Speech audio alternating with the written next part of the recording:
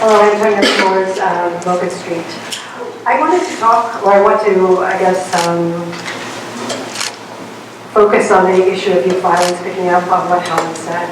I have an idea, actually, that has come to me over the last 10 days since there was a murder on Harford Avenue of a 24-year-old who died in a hail of 18 bullets. The community organized a prayer vigil last week. I think it was the ministerial alliance that organized this vigil, and they brought the mayor down, they brought all kinds of community stakeholders down, they brought people from the clergy, they brought community organizers, they brought young people, and it was wonderful to see all these stakeholders, there, in front of the cameras, talking about this issue of youth violence in our city. And this is, of course, a citywide issue.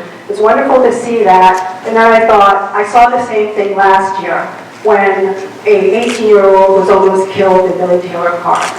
So my take home is we have to institutionalize something within the city government. I don't know, you guys can figure that out. You're the sophisticated, policy wonks. Where do we put this institutionalized body of all these stakeholders I talked about, including the young people who know what the problems are better than we do?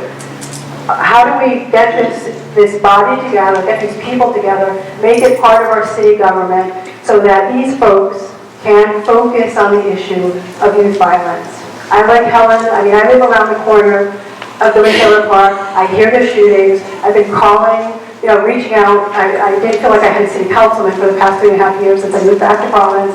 So I reached out to Representative Lunenburg every time there's a shooting. And I feel like I'm committing a kind of crime of omission or commission by not finding a way to answer or address this problem.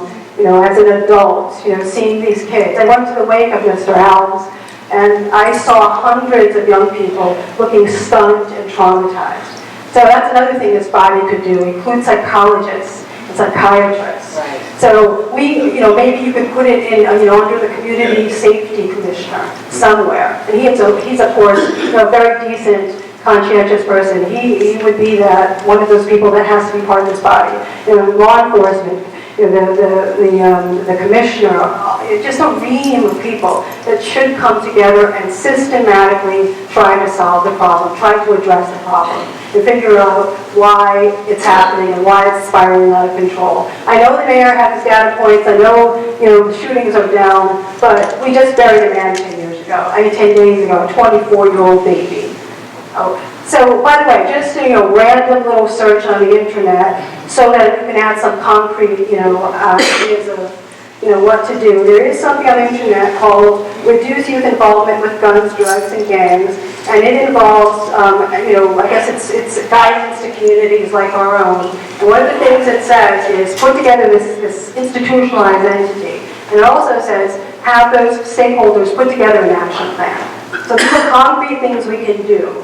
I guess press conferences are important and prayer vigils are important, but there has to be something institutionalized. There has to be a body, and there has to be concerted attention so we can try to address the problem.